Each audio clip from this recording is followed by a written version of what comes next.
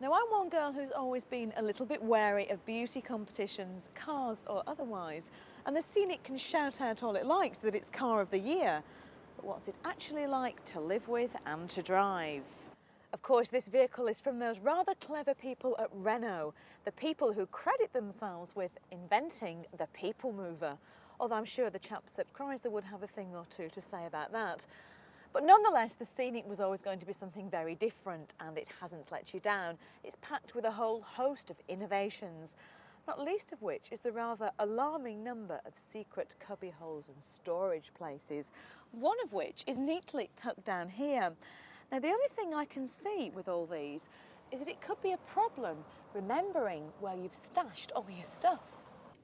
There are airline-style tables that fold up from the back of the front seats, and they come complete with the good old cup holders. And each of these 3 seats in the back can be taken out to give you more space.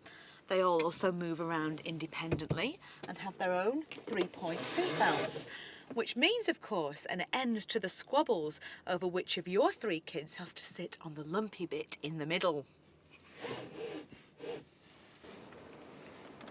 In fact, this centre seat can even fold down to become a table, or if you want to take it out completely, you can replace it with a locker or even a portable fridge.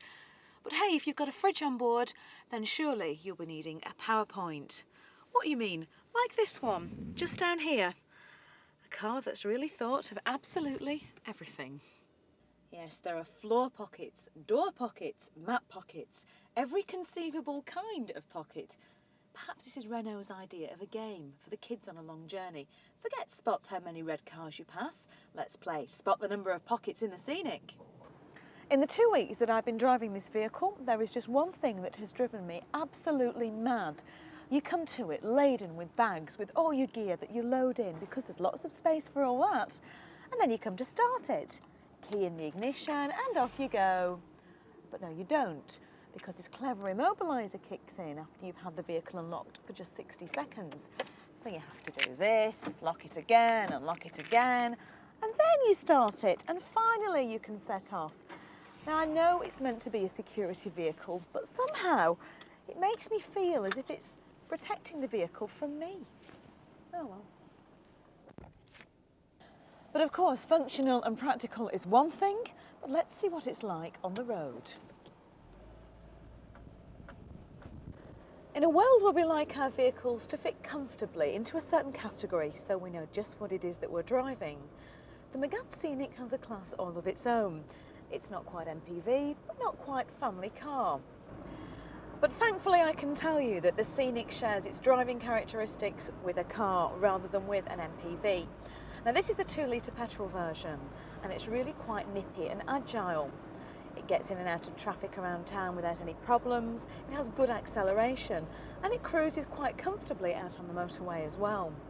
The Scenic steering is extremely light, and there is a hint of understeer as you hit some corners. You know, I have to say that for me the steering is too light, but I suppose that if you've been out all day and you're carrying heavy shopping bags and tired children, which, let's remember, this is what this vehicle is designed for, then something with steering as light as this might be quite welcome. As with everything else, the interior is also extremely well thought out.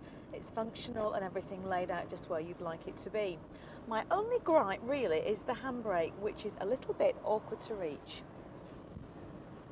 You've got to remember that the Scenic was designed to get you, your family and all the clutter you carry around with you from A to B in relative ease and comfort, and it really does just that.